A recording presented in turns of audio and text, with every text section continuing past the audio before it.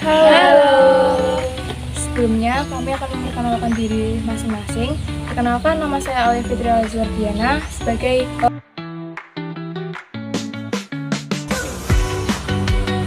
Perkenalkan, nama saya Sekar Puji Rahayu sebagai narasumber. Perkenalkan, nama saya Trifani Livia Apriliani sebagai narasumber.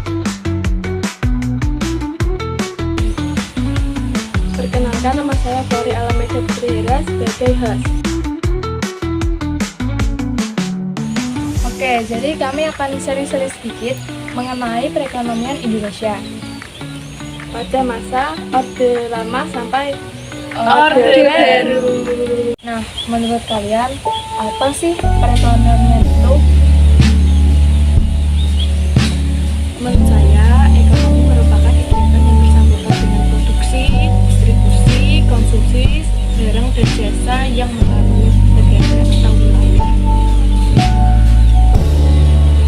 Kalau menurut saya, perekonomian Indonesia adalah sistem kerakyatan yang berdasarkan Pancasila UUD 1945 dengan ciri-ciri demokrasi ekonomi, keadilan, kebersamaan, dan kemandirian.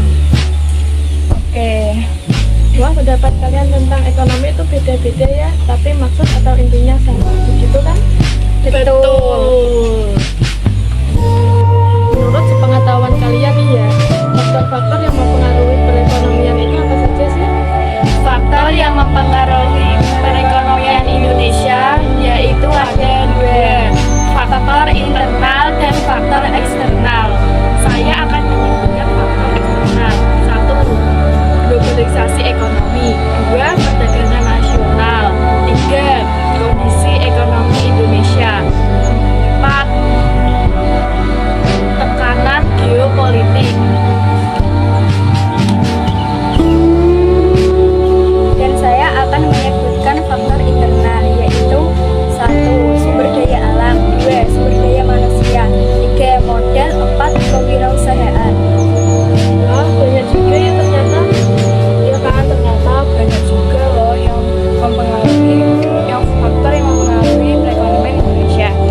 Lumayan nih ya buat nambah-nambah pengetahuan. Kita akan dengar pada masa awal kemerdekaan, Orde Lama, Orde Baru gitu ya, biar sedikit lebih tahu mengenai perekonomian pada masa tersebut. Wah, oke, menarik juga ya.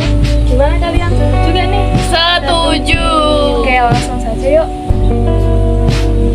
Sebelumnya saya akan menjelaskan bagaimana kondisi ekonomi pada awal kemerdekaan.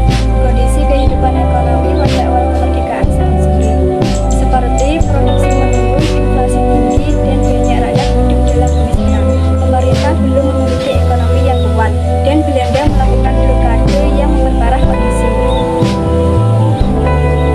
Sejak awal kemerdekaan, teman-teman sudah mulai dilakukan hal tersebut. Hal tersebut dilakukan karena kondisi perekonomian Indonesia mengalami masa sulit.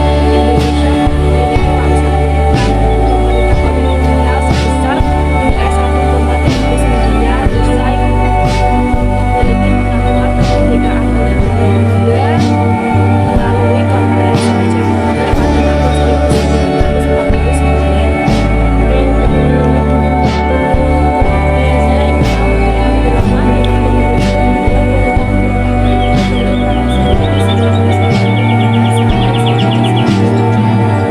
Orde Lama itu pada masa pemerintahan Indonesia di bawah Presiden Soekarno yang berlangsung dari kemerdekaan tahun 1945 sampai 1966. Nah, pada masa ini ditandai dengan memperjuangkan kemerdekaan Indonesia. Pada saat itu Orde Lama yang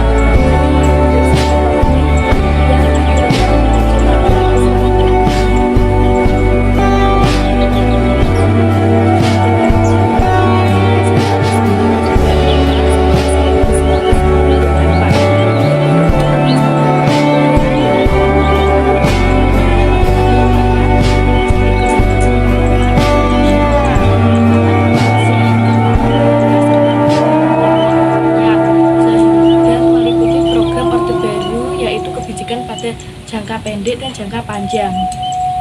Oh begitu. Kalau sekarang gimana? Kalau dulu pada tahun 1945 sampai 1965 dinamakan Orde Lama. Sementara pada tahun 1968 sampai 1998 dinamakan Orde Baru. Nah, pada tahun 1998 sampai sekarang atau sampai seterusnya, apakah ada namanya? Itu ada dong, sekarang dinamai dengan Reformasi NKRI. Wah, ada namanya juga ya ternyata. Betul. Of course, jadi kesimpulannya adalah perekonomian pada masa awal kemerdekaan, Orde Lama sampai Orde Baru sangatlah berbeda dengan perekonomian zaman sekarang. Semoga apa yang kami sampaikan di video ini dapat bermanfaat bagi penonton-penonton di luar sana dan dapat menambah wawasan bagi yang menonton video ini. Kami semua mengucapkan terima kasih. Sampai jumpa